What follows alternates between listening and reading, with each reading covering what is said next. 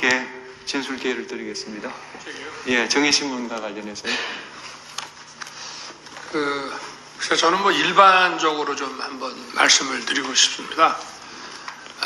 우리가 이제 어떤 탄핵 사건이 이런 다른 뭐 범죄 형사 사건하고는 조금 다릅니다만은 뭐 실제 어떤 일어난 일, 예를 들면 정치인들을 뭐 체포했다든지 또 누구를 끌어냈다든지 뭐 어떤 그런 비위 내지는 이런 어떤 일들이 실제 발생을 했고 또는 현실적으로 발생할 그 일을 할 만한 가능성이 굉장히 높을 때 이것이 어떤 경위로 이렇게 된 건지 누가 지시를 했고 뭐 이렇게 보통 수사나 재판에서 얘기가 되는데 이번 그 사건을 보면은 실제 아무런 일도 일어나지 않았는데 뭐 지시를 했니, 지시를 받았니, 뭐 이런 얘기들이 마치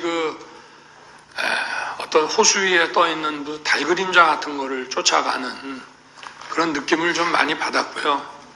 저도 국군 통수권자로서 우리 훌륭한 그 장군들의 그 진술에 대해서 뭐 이러니 저러니 제가 말을 섞고 이러고 싶지는 않습니다만은 아까도 전반적으로 나온 그런 얘기의 취지는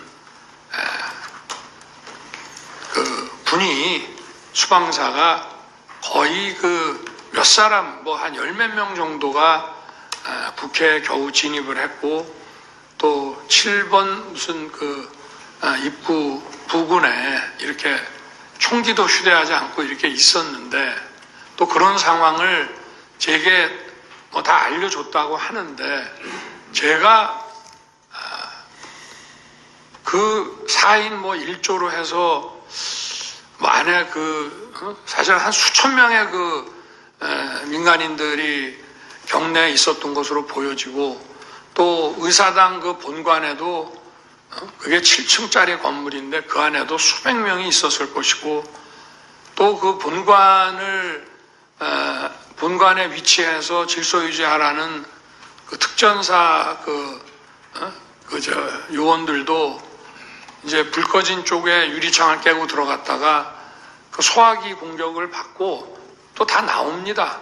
그런 상황에서 과연 처음에 뭐 14명, 나중에 이제 군 철수 지시하고 계엄 해제 나고 군 철수 지시가 이루어졌는데 그게 과연 상식적으로 가능한 얘기인지 물론 사람들마다 자기 기억이 다르기 때문에 제가 뭐 자기 기억에 따라서 얘기하는 거를 대통령으로서 뭐라 할 수는 없습니다만은 좀 상식에 근거해서 본다면은 아마 이 사안의 실체가 어떤 건지 잘 알 수 있지 않겠나 하는 말씀을 드리고 싶습니다. 네, 이상입니다. 거에 대해 잠깐 여쭤보겠습니다. 체포와 관련돼서 계속 언급되는 것이 수방사 비원봉거인데요. 또 증인은 또 국방위나 국회에 나가서 이 부분에 대해서 자세히 설명을 하려고 하는데 민주당 의원들이 계속 말문을 막아서 말씀을 못하신 걸로 보입니다. 수방사 비원봉거가 뭐 하는 곳입니까?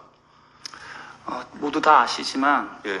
국가 중요 시설이고 전쟁 지도부가 들어간 곳, 군사 지휘부가 들어가는 곳입니다. 그래서 언급하는 것 자체가 사실은 상당히 보안입니다. 예, 그렇죠. 제가 제일 안타까운 게 예. 국회에서든 어디서든 이런 얘기들을 언급 안 했으면 좋겠습니다. 예, 예. 이상입니다. 예, 알겠습니다.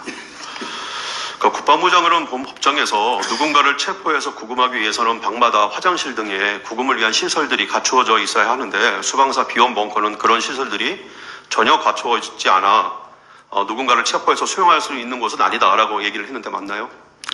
답변드리지 않고 다만 거기에는 평시에도 일개대대 병력들이 상주하고 있습니다. 예. 전략사뿐만 아니라 여러 부대들이 들어가 있기 때문에 불가능합니다. 예, 자세한 내용은 답변하지 않으셔도 됩니다.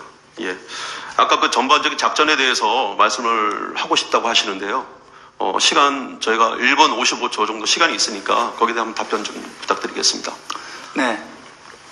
앞서 대통령께서 담화하시면 전략 지침인데 모호하고 또 장관님이 작전 지시를 하면 역시 과업이 불분명합니다. 근데 그게 군인들의 역할입니다. 자유민주주의 국가의 문민통제 체제에서는 민간이 군을 알 수가 없기 때문에 두리뭉실 얘기하고 항상 군인들은 그 대비를 해야 됩니다. 계획이 없었습니다. 그러면 어떻게 해야 되냐면 그때 현장에 가서 전략 지침을 이해해서 나름 평가를 해서 명령을 주려면 구체적으로 주지 못하더라도 국제법과 국내법에 위반되지 않는 부분부터 해석합니다. 그게 통상 우리 교리상에 제약사항, 금지사항이 있고 최종 상태라는 게 있습니다. 제가 상황 벌어지자마자 부하들과 얘기하면서 최종 상태를 얘기한 게 그거였습니다. 과업이 불분명 상태에서 혼란할 수 있으니까 각자와 맨 위와 맨 아래가 같은 선상에서 생각할 수 있는 방향이 있어야 되는데 그것이 세 가지였습니다. 곧바로 한 10분 내에 얘기했던 것 같은데 국가 중요시설이 보호돼야 되고 국민은 안전해야 되고 또 시민이 안전해야 되고 그다음에 우리 장병들이 다치면 안 된다. 이걸 가지고 시작하자라고 그런 상태에서 제가 제일 먼저 가게 됐던 건 사령관은 가장 결정적인 장소, 상황에 결심할 때가 어딘가를 봐야 되는데 제가 판단했을 때는 국회였고 다 모르기 때문에 그 다음에 저희도 그 많은 훈련했지만 국회에 들어가서 훈련이라든가 정찰을 해본 적이 없었습니다. 그래서 내가 직접 가겠다고 먼저 가겠다고 말했던 거고 가서 보니까 앞서 설명하신 것처럼 정말 시민들이 너무 많았고 상황이 너무 달랐습니다. 그래서 제가 평가를 한 다음에 했던 금지사항 그게 두 가지였는데 장갑차 들어오지 마라, 장갑차 출동하지 마라, 그 다음에 모든 장병들은 총을 차에다 내려놓고 국회로 이동해라. 이 지시를 한 겁니다. 그러니까 이게 상황은 되게 복잡했지만 군인들은 단순하게 해석해버려야 됩니다. 그래야만 임무가 되고 부하들이 불필요하게 시민이라든가 전우들을 다치게 하지 않거든요. 그래서 제가 해준 역할은 거기까지였고 그 다음에 현장에 도착하게 되면 분명히 전술제대 지휘관들이 저한테 자기들이 상황평가에서 이렇습니다 라고 얘기하면 제가 그때부터 과업을 줄 수 있었는데 계엄이 해제가 2시간 만에 끝나다 보니까 도착도 못하고 끝나버렸습니다. 그래서 결론적으로는 제가 우리 부하들에게 작전 구상에 의한 하나의 과업들을 주지 못하고 끝나게 돼버린 겁니다. 이상입니다. 네. 제 주신 15분 하십시오.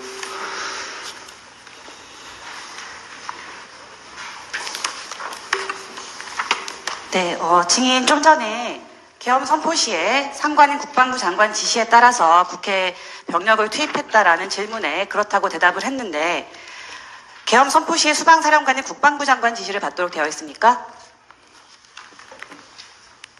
계엄 선포 직후에 또 아까 병력 투입 지시는 계엄법에 따른 적법한